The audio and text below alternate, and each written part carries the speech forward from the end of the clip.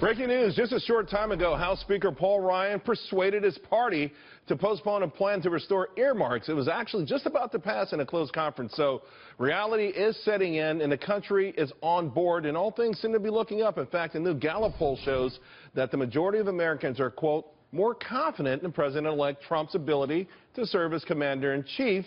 Here to break it all down, Eboni Williams, Michael Tobman, and Gina Loudon. Eboni, I haven't seen you in a while. Let me start with you. Long time no see, buddy. 51% now saying, okay, they're more confident in Donald Trump. I think it began with the acceptance speech. But I also feel something out there.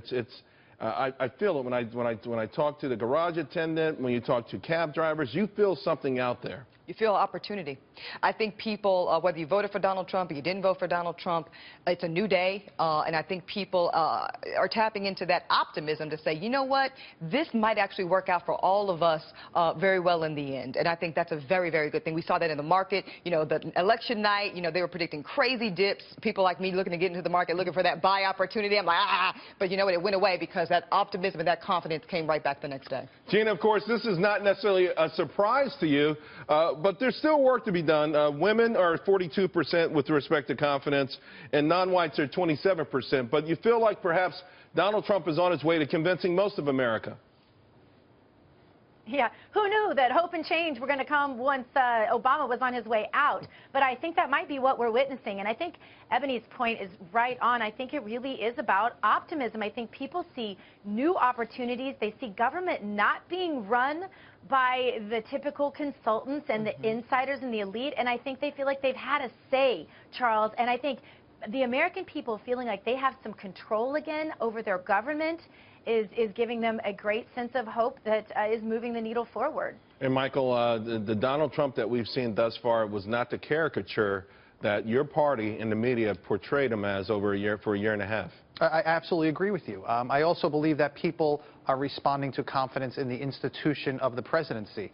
So whomever won come election day, the silly season's behind us. A lot of the vitriol is past, notwithstanding, I think, are these ill-considered protests that were discussed on an earlier program by those who actually turned out didn't vote terribly much. Yeah. But in this case, they believe in the office of the presidency and the continuity of our institutions, and that's what they're showing faith in. When you guys have the pity parties over the last few days, the Democrats, are any of them saying, well, you know, President Barack Obama said that Donald Trump seems pragmatic? I mean, what are you guys saying internally?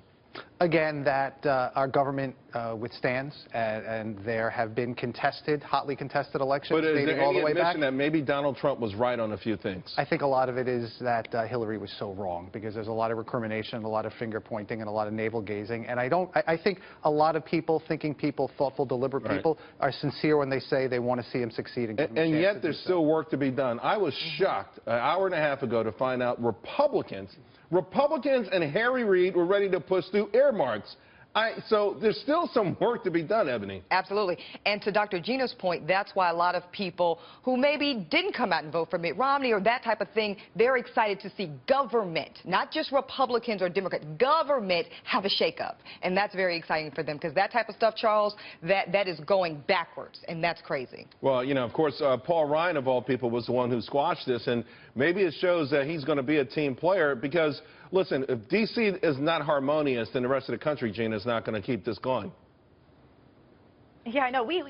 We wondered for a long time, those of us watching this race, Charles, whether or not the insiders in politics, Republican, Democrat alike, Eboni makes a great point, whether they were ever going to understand that we really wanted to have a voice here again, and that they needed to listen more than they talked and more than they did things the way Washington has done them as usual. And I hope and pray that Paul Ryan and the rest of them have woken up to the fact that we really aren't going to take it anymore, and we really meant it when we said it. That's why we elected this change candidate, and we're going to stand by that idea of change no matter who gets in our way. Well, right now, I got to tell you, it's really, really working, and you know, you see it in all facets of the nation. It's early, but thus far, it's working out really well. Thank you all very much.